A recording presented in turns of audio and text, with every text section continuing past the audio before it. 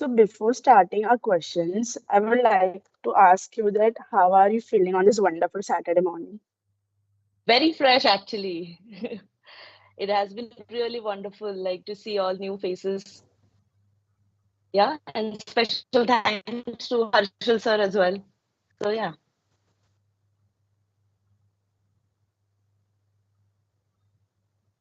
So, ma'am, while going through your profile, we observed that you have changed your field from tech to film industry. So, can you please elaborate on your journey?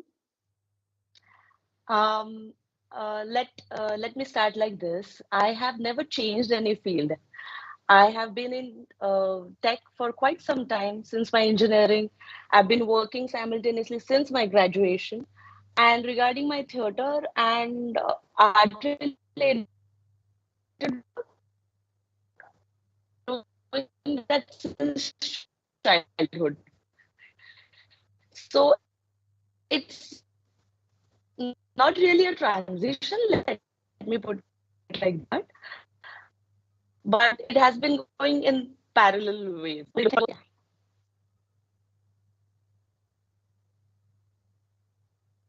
So initially, let me just give a brief overview of what I've been doing. So I did my graduation, then I've done my master's as well, and few other courses. While doing that and working in, so I was a part of teaching group as well for quite some time. I had taught instrumentation department because that's my core branch, and obviously it has been a quite a journey. But while doing that, I was always a part of theater. And since college and school, let's say in school we have theaters and local theaters. I've been doing that. I've been doing modeling for as a part time for some time and full time for some time as well. And I'm quite aware that you guys are also aware about Purushottam Karandak and similar theater things and platforms that people do here in Pune and Mumbai. So I've been doing that as well, and that's how I got into the commercial part of it. Yes, I did advertisements and movie business for quite some time. Yeah. So let's say it's not a transition. Yeah, professional wise, I mean, professionally speaking, it has been a little bit of a different journey. Let me put it like that. It becomes really difficult for people to understand, like, how can you balance, or like, how do you keep both things afloat? Trust me, it's not at all easy, but it's fun. It's always fun. You have to find that midpoint at some point, and other times it's like just you have to do your work. That's it. Yeah. That was an inspiring answer, ma'am. So Thank as you. an to be engineer myself, technical skills play a very important role in our life. So apart from coding, what other skills are important from transitioning into industries like entertainment or media? So as an engineer, see, let me put it like this: once an engineer, always an engineer. You learn and you understand different methods. There are always steps to be followed. There is a process to be followed in whichever field you enter, let it be a management field or a technical or a tech field or entertainment field. There are certain processes that you have to follow. So that becomes a natural mentality of any engineer or any tech personnel or a professional person, let me put it like that. So it becomes, it's not that difficult. The main part of it is management. If you can do your submissions within time or the last day of your due date, I think you can sort anything out in this world. I think that's how we are trained, right? Even in your practical exams, or like the way you study, the way you collaborate with other students and your teachers, you take help from them.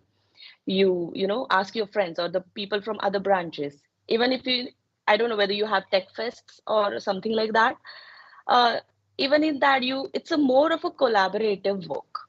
The more you spend time outside the colleges, outside the classrooms, outside, I mean not literally outside, understanding the practical knowledge and the practical basis for it, you learn the management skills. That's the gist of it. If once you crack that, you're sorted. So, ma'am, as you mentioned earlier, it is difficult to manage both the domains together. And for us, it is difficult to manage both our extracurricular activities, our college events with our academics. So, how can you suggest us to manage both the things together while being good in our academics as well? See, as I've mentioned before, it's about the following a particular process. Once you know what is your priority, I can't just ask you like tomorrow you have exams and go and play on the ground or do your thing or start attending the college or start doing something different which is not at all related to what your next is supposed to be. Or what, right? So accordingly, you'll have to plan ahead. I'm not saying that every time the plan works, especially when you're working in a startup. It's not always workable solution. The same goes with the theater and arts and entertainment industry as well. You have to be dynamic in nature. Dynamic by that I mean you should understand what is the circumstance or the situation and accordingly take the solution part of it. Decide if you have a certain emergency, see what is important at that particular moment and take action. So that is what I meant by dynamic in nature. Solution based, think about the solution, understand the problem first while studying as well. If a particular subject is really difficult for you, start preparing for it beforehand. Like you can't rely on like 2 days or 3 days of just like I'll read it out and I'll know what the question paper will be and I'll do the reference work.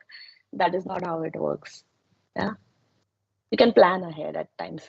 Like I mentioned, it doesn't necessarily always work, but being an engineer, you should know what part is to be focused right now, and then you can work. But having said that, extracurricular activities are very important part of your life. It actually helps in creating the real personality. There are so many skills in one individual. We are made to focus on a particular thing, like we are made to focus of into entering into a more particular branch, then into specialization, then into selecting your whatever field of research, for example, especially for teachers and researchers and scientists. So that is an ideal pathway, but that doesn't mean that you do not have to pursue the other skills that you have. There are many students who are really good at management, who are really good at paintings, who are really good at collaborative works. These are the skill set that you build at a graduation level or maybe before that. And identifying those skills, especially it is done by your teachers and professors and your parents at home, that is also a very important part, because that is going to be your support system at the end of the day. Because in my graduation day I had an amazing support system. Yes, not all the professors, not all the teachers were very collaborative, but that is a challenge that you have to face because not everybody is going to be a cheer leader, right, at the end of the day. So, accordingly, you figure it out.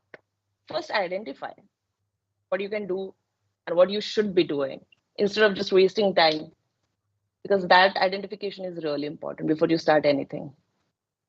Yeah. Thank you, ma'am. So, as you know, in modern world, companies like Apple and Meta, they are adapting on AR/VR technologies.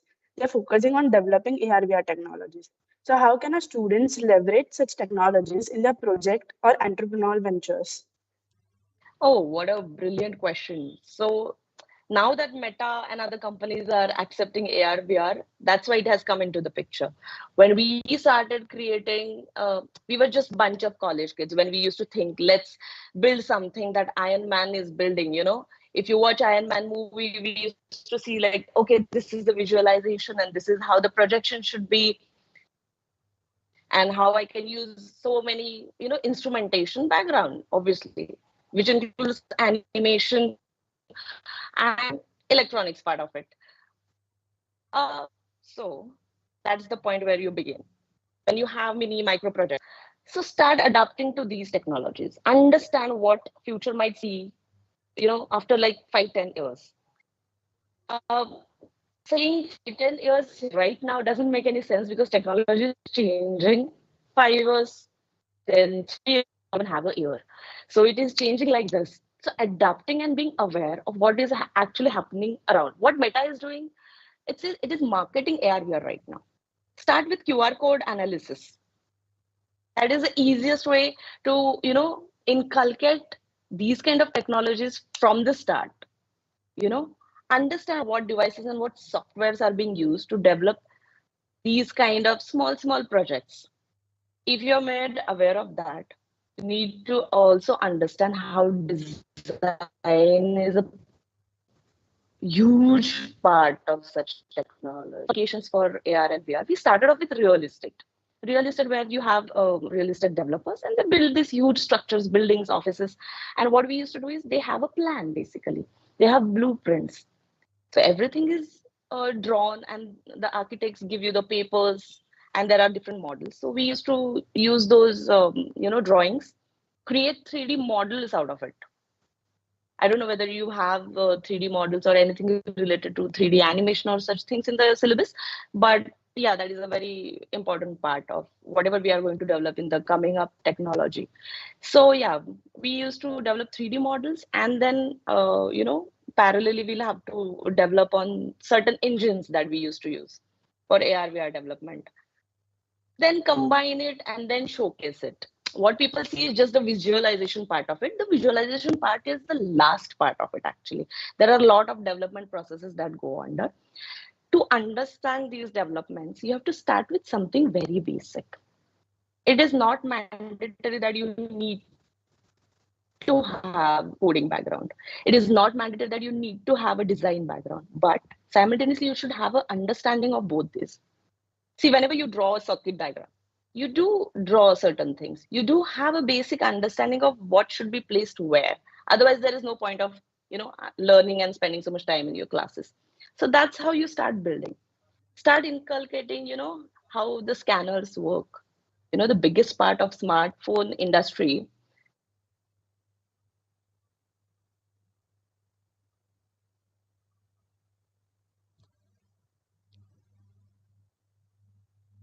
Hold Hello, on ma'am. while I contact the speaker to reconnect.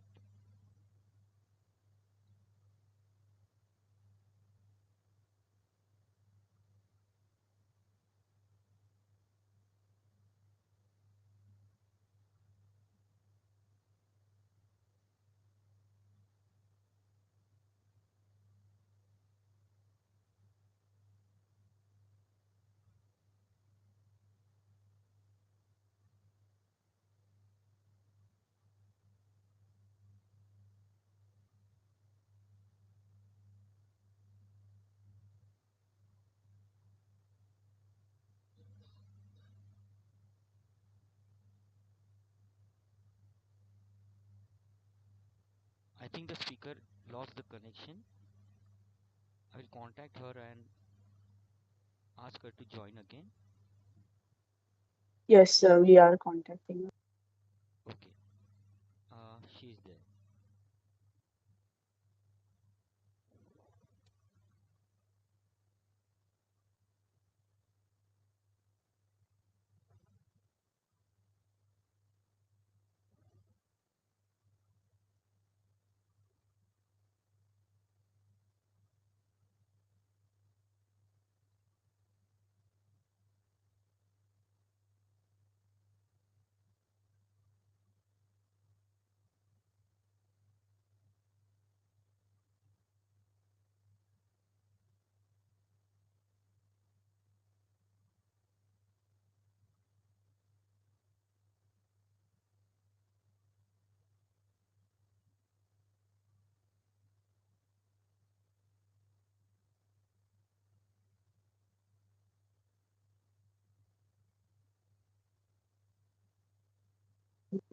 Hello, hello. Sir, she is rejoining. Yes, Aditi? She is rejoining again. Okay, okay.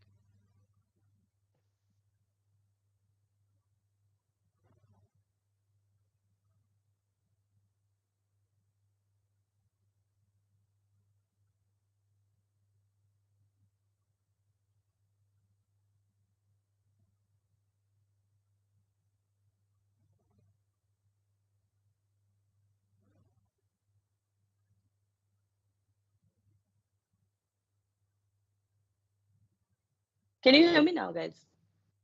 Yeah, Yes, yes. You're audible Yes, ma'am, we Okay. can hear. and visible as yeah. well. Yeah, I can hear you guys as well. Sorry. Yeah. So yeah, we were saying, I just lost the track of it, but yeah.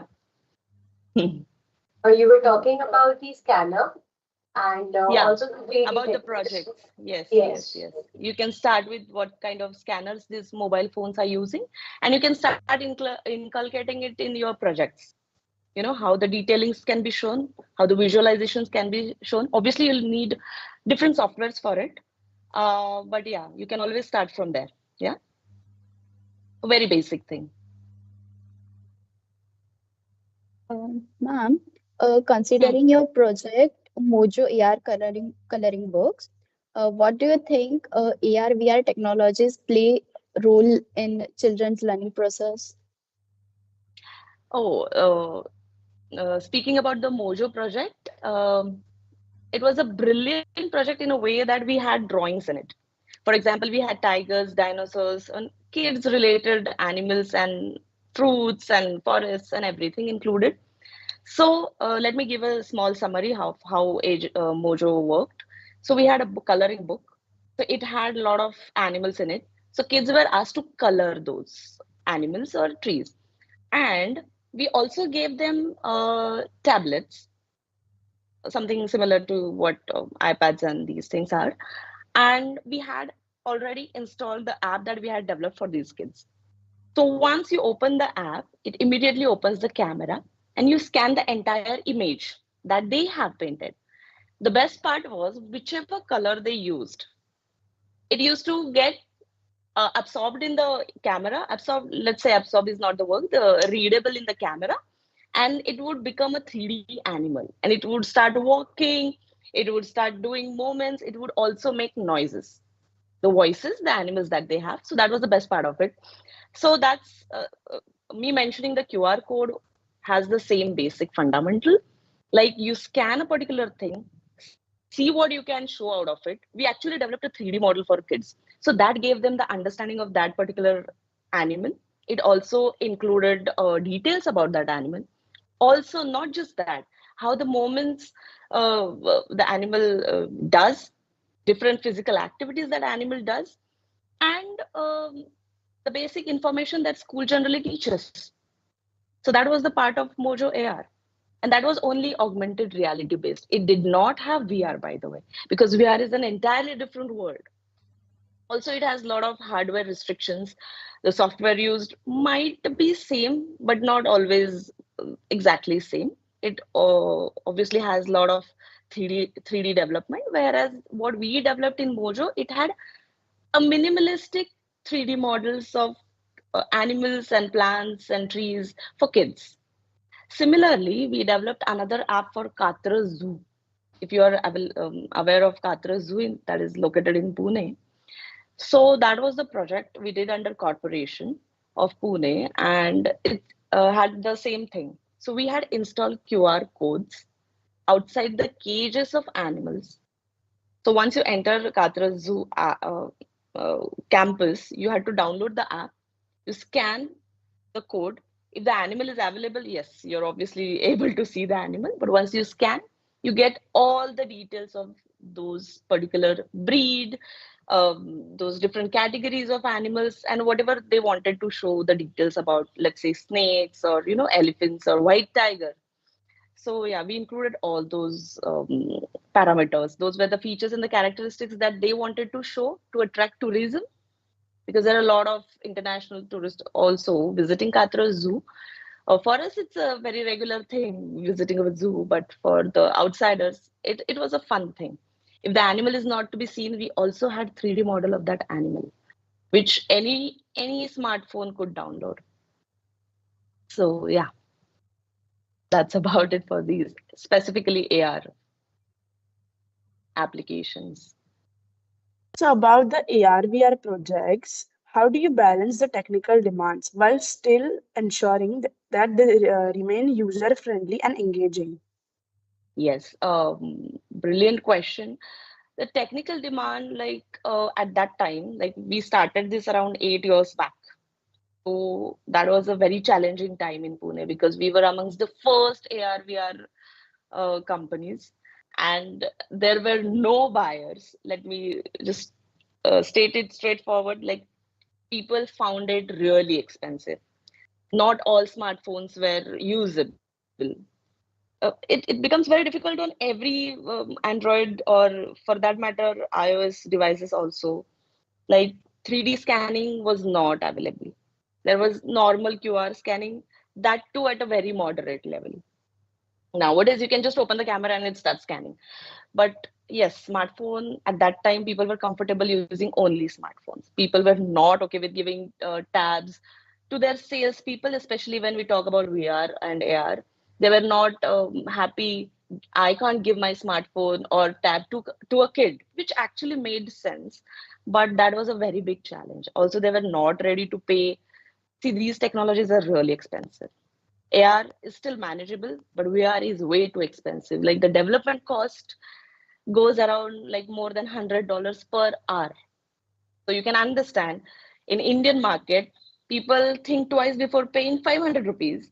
How are we going to sell such technology to these people? But then we had to find solutions. We developed in-house everything. So like, all of us were part of development.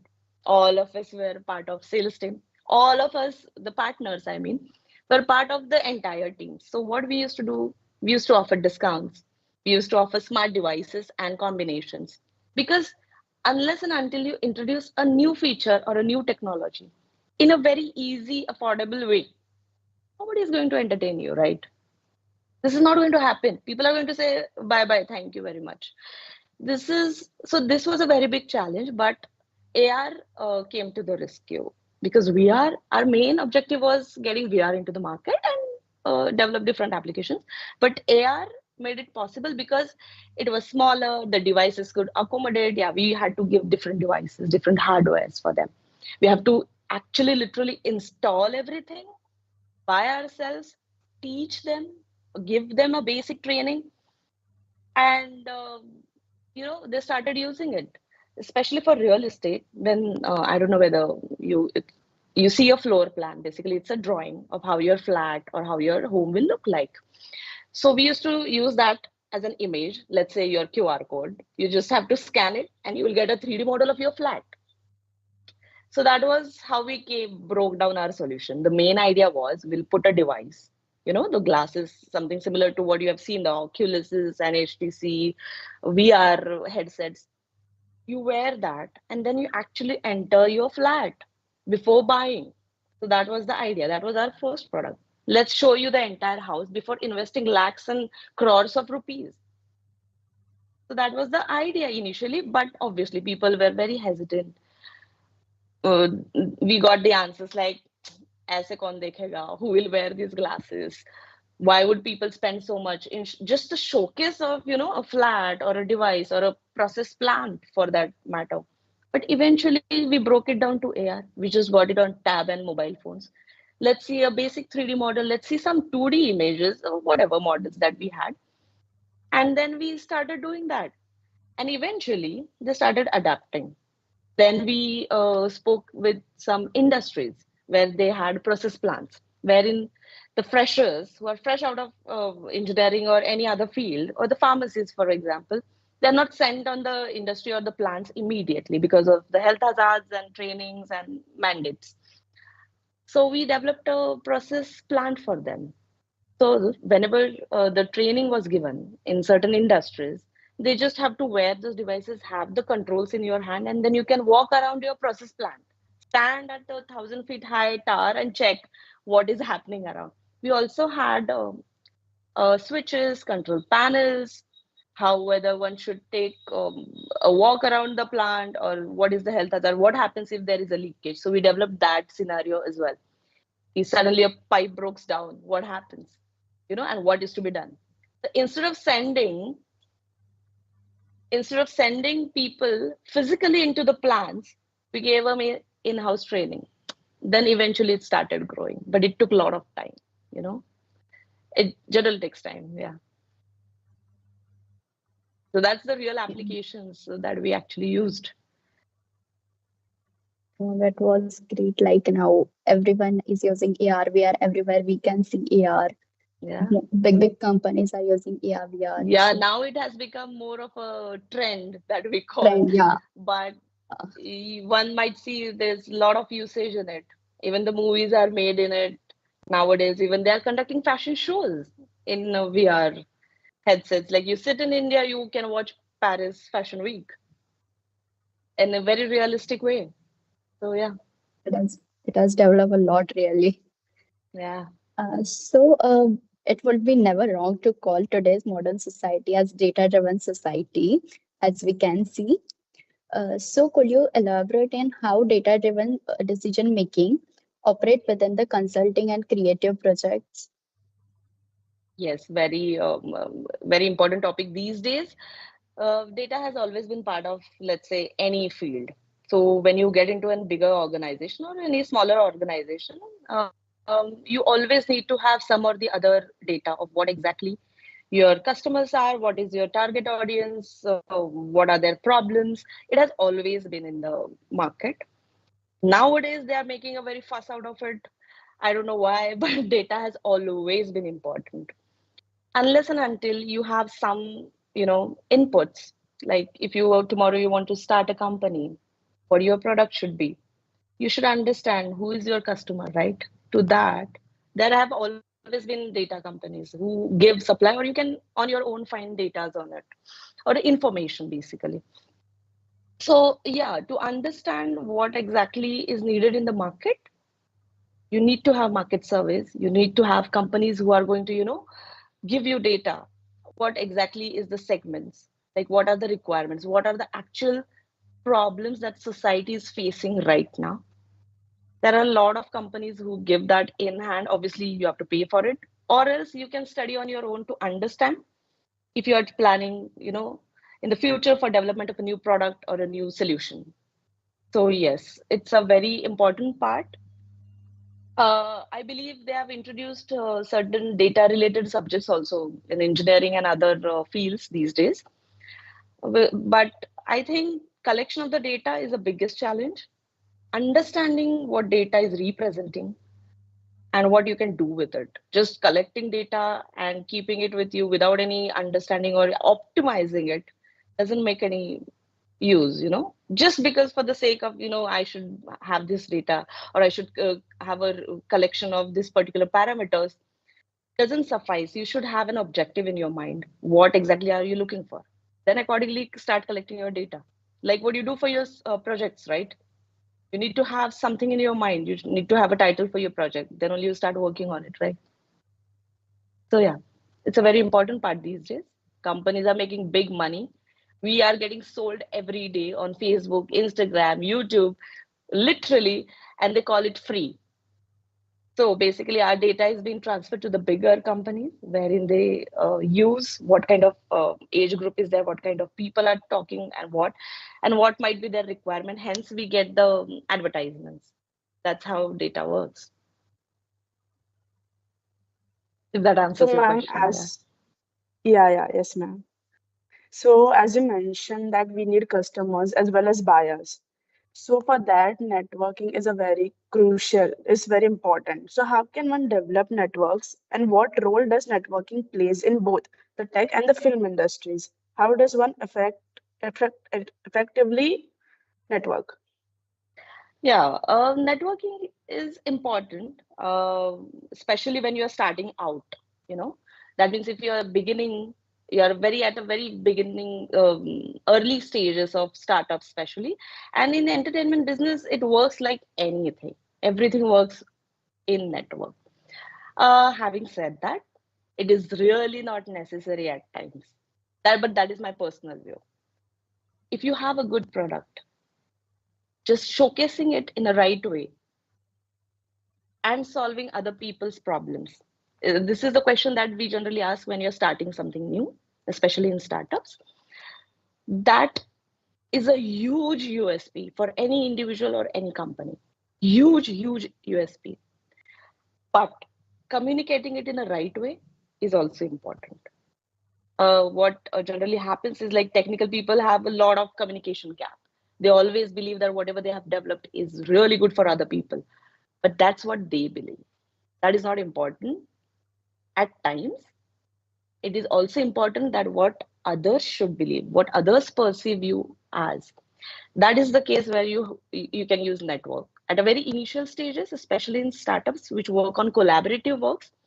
Let's say if I have something to develop, I'll contact you because you are really good at communication and I'm very bad at communication, let's say. So what I'll do is like, I'll just say, hey Aditi, hey Ria, well, let's help me out with this. I'm your friend or whatever. I've seen you do this work and help me out selling my product. That's where the networking comes. Even in industry business, people need to understand what you're doing. People need to see you. What exactly are your products? Or what are your capabilities?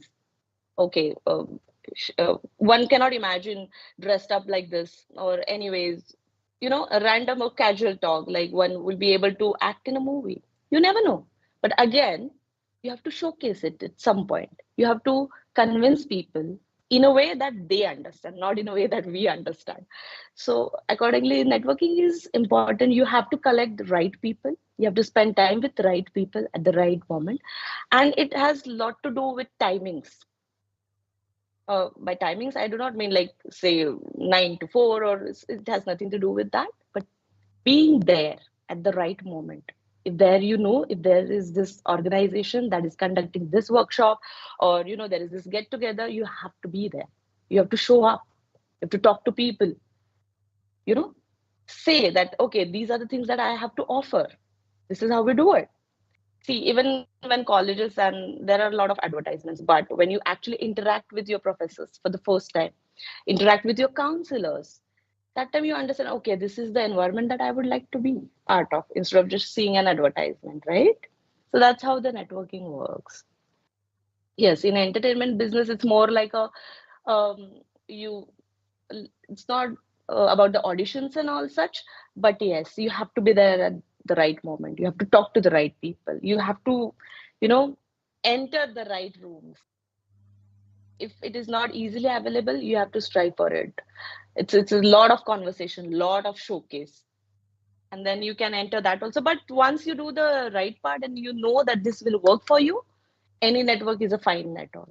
Literally, any network is a fine network when it comes to business. It is what it is. Ma'am. So, ma'am, just a genuine question from me as well and from many students. Many students are unsure about their career paths, including me. So, what are the strategies or what directions would you like them to explore, or what are some things they should do to choose their right path? What would you suggest in that? Being unsure is first things first. Being unsure is fine. You don't have to worry so much because my friend is doing that. I've been asked by my parents or my professors to be in a certain way. That is all right. It is all part of development, self development. But you also have to identify, okay, I'm good at this particular thing. I'm good at, let's say, mechatronics. I'm good at, developing a plan. Maybe I'm good at singing. You have to identify that as well. That self awareness has to be there. Just because someone else is doing it, there is no point in doing it. It's See, everybody can learn things. Everybody can understand and make developments. You do certifications, do whatnot. Everything is possible. But what are your inherent characteristics? You should understand those first. I'm good at teaching. I should go at teaching. I realized that after a certain point, teaching wasn't the field for me, right? I cannot stand up to students every day and teach because it takes a lot of courage. It takes a lot of preparation also. Your teachers, your professors, they prepare a lot and then come. Maybe that wasn't for me. It's like that. But for that, you have to try things. You know how the trial and error method works. Accordingly, you have to try first. If you have an inclination towards a particular topic, let's say right now I'm really good at robotics, let's say, or maybe tomorrow I think I'm really good at coding. First, try, experiment, see what the results are, and then only you will be able to, in a put yourself in a better position to understand, okay, this is the right field for me. Otherwise, also a very important part, people always tell, chase your passion, do this, do that, do not never give up. It's nothing like that. You need to understand what is better for you. Tomorrow, if I try to be an athlete out of nowhere without any prior exercises, I'll start running marathons. Tomorrow, I'll end up having a heart attack. It doesn't make any sense, right? Accordingly, you have to understand. And if you're doing a particular thing with passion consistently for years together, it makes sense of choosing that as your field, right? If you're doing your theater since childhood and it is also giving you some amount of money, which is very important. It's not just about chasing your passion and chasing technology or tech or fancy rainbows. It has nothing to do with that. You chase all you want, but understand what you're good at. That is also an important part that nobody talks about is about you should learn to earn money out of everything that you do, right? When we did movie, it was again with a group of friends. We invested our own money. We lost money. We made money again. You need to understand this. So the financial knowledge also is important. You need to understand how the finance works, how the money flows. Tomorrow, I can't just say I'm very good at theater and I'll just do theater, let them not pay me. No, they have to pay you. If you have something to offer, people should be able to pay you. Also, there are many people, especially in India, who are very shy of asking for money. So I had clients, initially, even I faced it, like it wasn't that much of work, then why should I ask for money? It's okay. He or she is my friend, or, will work in favors. No, you have to ask for money. At the end of the day, it's your hard work. If you stop asking money, let it be a very small amount. Let it be very small, but that's how you start making money. If you don't make money, your passion is useless. Let me be very blunt about it. Your whatever passion, let it be your technology, your agriculture buildings, or your businesses, it is useless if you do not make money. And obviously, you have responsibility of your own first, then the others. It should satisfy you as well. If you do it very passionately and in the right way, not according to others, but according to you, that this is what is manageable to me and I should follow this path, money anyways follows. This is also a fact. So yeah, choosing careers, you have to be careful, but then you have to be, like I said, everything is not nice movie look wise. There are a lot of background noises, like just noises at times, but choose the right path for yourself. See what you're good at. Do not give up easily, but do not give in easily as well. So yeah, if that answers your question. Yes. As we know that nowadays a lot of students are exploring content creation. It's like going on a trend right now. So they do that as a hobby or as a freelancing, whatever. So what are some emerging trends they should be aware of? Content creation is great. Trust me, even if your products are really bad and if your content is really good, people are selling anything. But that is all retail business. That's how the retail works most of the time. It works on how well your product or you market yourself. It's about how you market, how you showcase yourself, how you sell things. So the basis of the content creation was that only to sell things on Instagram, Facebook, Twitter, LinkedIn, even LinkedIn. Even they are selling courses and everything. So yeah, it's a great opportunity. It's a very well put industry. If you know, again, your target audience. You cannot sell ice creams to, diabetic people. That cannot happen. So accordingly, you have to figure out what can be done. A great content is where you can actually, give something of value to your customers or your audience. Value, by that I mean, if you are giving solutions to, say, some actual societal problems, if you're helping with healthcare divisions, if you are helping with, say, engineering students, pharmaceutical students, or any other students, how to, step up your professional life, that is value addition. If you're solving problems like how to keep your environment clean, especially in these days and these scenarios, when there is a lot of pollution, a lot of construction work going around, that is a value addition. Just selling things. Personally, I feel that doesn't add value to anything, because it's just an industry. You're just targeted as audience. You will make a great content, you'll make a great advertisement out of it, and you'll sell certain things. It doesn't always have to be about selling. You have to solve other people's problems as well, right? That is the motive behind it. But yeah, again, it's an advertisement platform, but you can have advertisements and marketing, structure to have something of value to the society, to the humankind. Then it makes sense. But this will happen after you earn money. First you earn money and then go for it. Yeah. Yeah, ma'am, actually true. So, ma'am, as many of us use social media a lot, many students use social media a lot, and it is a boom in nowadays. So, how can student use social media apart from LinkedIn to showcase their skills and get noticed by potential employees or collaborators too for their own gain? Yes, I have seen a few students who have done like amazing short projects. Short projects, how to build, starting with soldering guns and all. So they had made this nice profiles on Instagram, and they just show how to use a soldering gun. That's how they started. They also had a very interesting video about what are the different types of wires. It depends on what your interests are. So that's how you start. Make short videos, because those are working these days. Make realistic videos. Don't sell which is not real. Don't showcase what you have not done at all, because that's fluke, and people eventually understand it. They get to know. The people have become very aware of what exactly is workable, or what they show and what is just a fluke basically. So accordingly you can work like that. So that's the real content.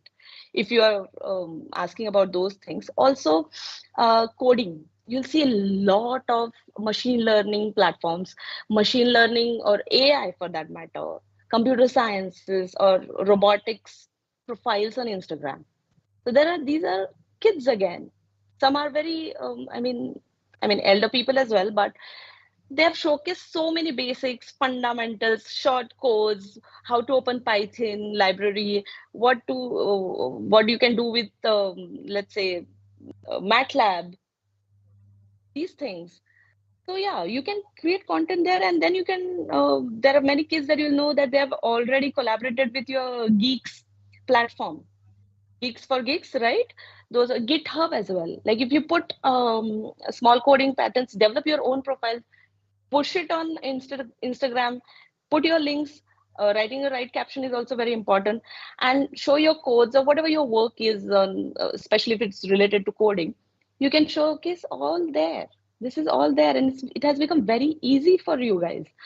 Maybe initially this cross platforming was not there, but now it is easily available. So you can also, for other professions, you can have your research paper showcased. Even there are a lot of Instagram profiles which showcase only research related content. That is of real use, that is of value, especially for the academicians or people who are into research or who want to do research. Right? What generally people do these days is like they go on Google, type something, okay, fine. What is the signal that is necessary for measurement of, what kind of signal you get when you start putting electrodes on your arms or legs, something like that. That content is useless, because generally what SEO, search engine optimization, does is like they shows whatever has been pushed by the companies, and it's a general information. Do not go for general information. If you're going to create a good content, you have to have good research. Good research doesn't mean that you go and researching for thousands of days. They're relevant to your topic, and actually referring to the papers who are done by experts, not who call themselves as experts, but an actual experts, where you see, when you write a research paper, basically what you do is like you give references to the people's work that you have studied, who have done really good applications, who had not just written papers, but it is related to the industry as well. So it has to be a collaborative thing. Referring to just what is written in the Wikipedia without good references is not going to help anyone. Yeah. Thank you for the answer, ma'am.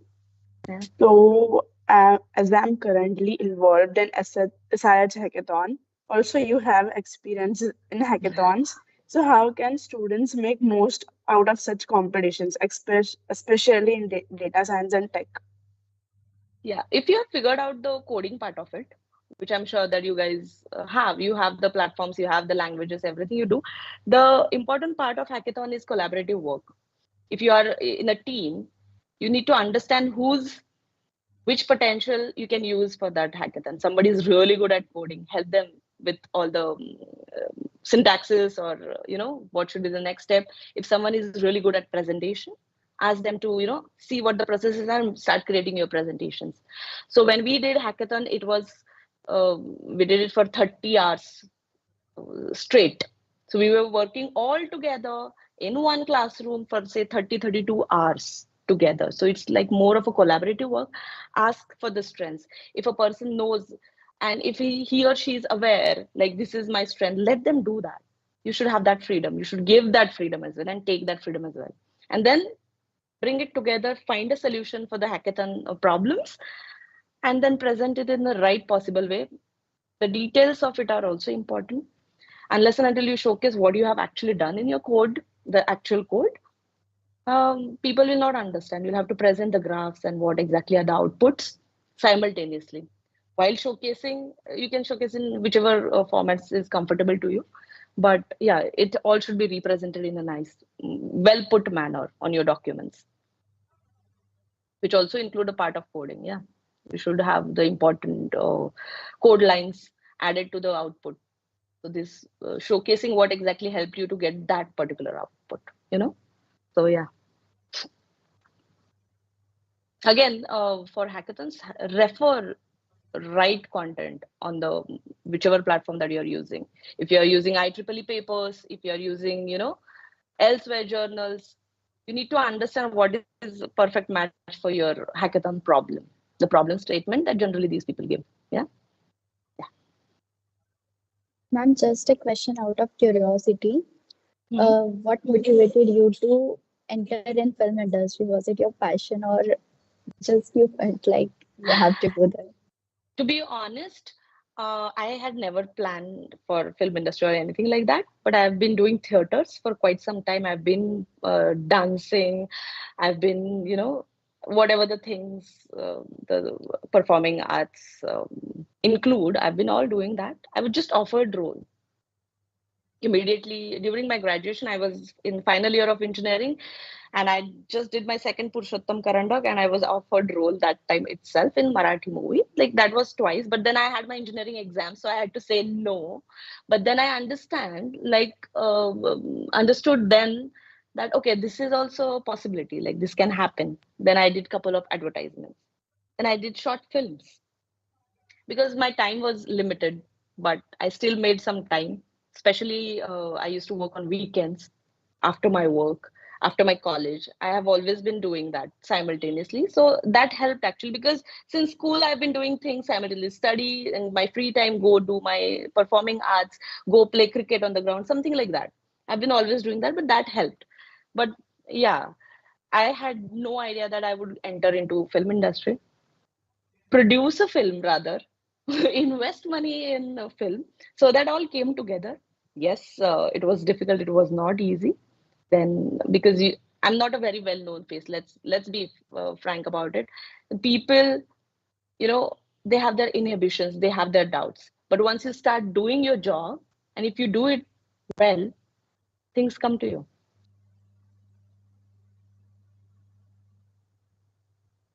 So, ma'am, as we know that you were the lead actress in The Offender, so can Yeah. you share any behind the scene insights from your experience? Oh my God.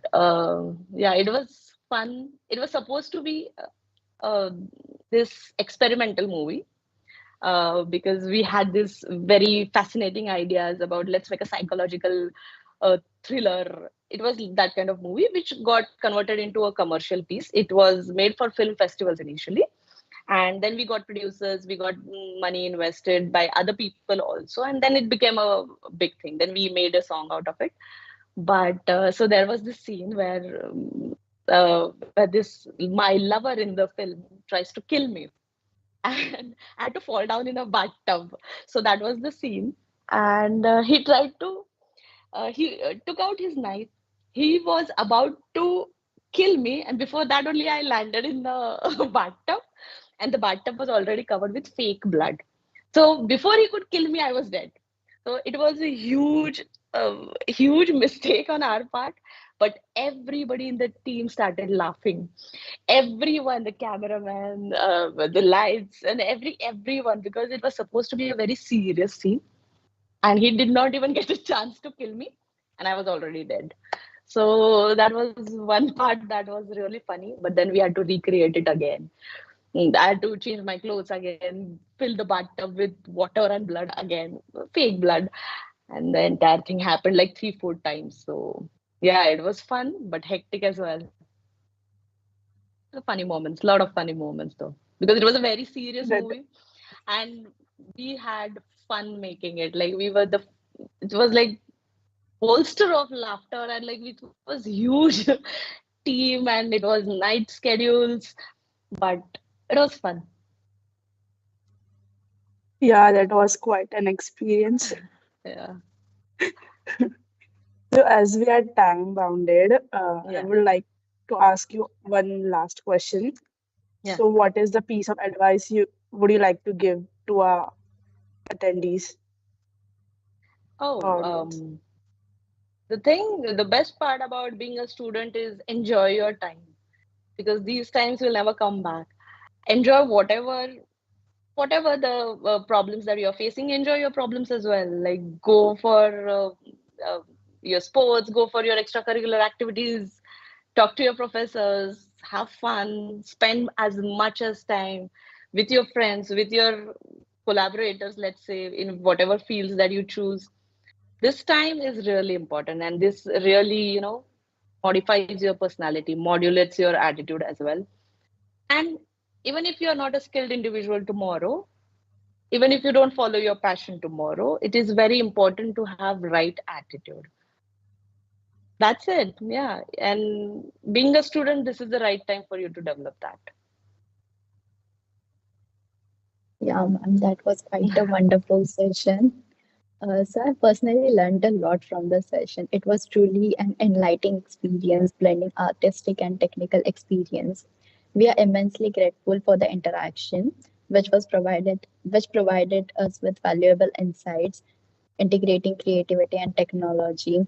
And I would also like to thank you for sparing your valuable time and sharing your insights and guiding us. Thank you so much, ma'am. Well, it's always a pleasure. Thank you guys for inviting me. It's always pleasure to talk to, old colleagues and students, and a lot of new questions. It's refreshing. Let's refreshing, always refreshing. Thanks a lot for inviting me, though. It has been fun. I've also I have also boosted my knowledge in blending creativity with technical skills. So we will also like to extend our gratitude to our director, Dr. Sunita Patil, and our faculty mentor, Harshal Kotwal sir and Payal Dande ma'am, also KV Patil sir, for their constant support and guidance. Also, we would like to thank all the wonderful participants for joining us today and making this a successful session. Thank you, ma'am. Okay. Thank you so much. Thank you. Thank you. I hope there are no questions, right? So I can drop off. No, If you have any questions, you can yes. connect offline as well. I'm available to all the students if you need anything. Yeah. Okay. Yeah, ma'am, for sure. Yeah, Thank you. Thank yes, ma'am. you. Bye Thank bye. you. Take Have a care. wonderful day, ma'am. Same to you. Yeah.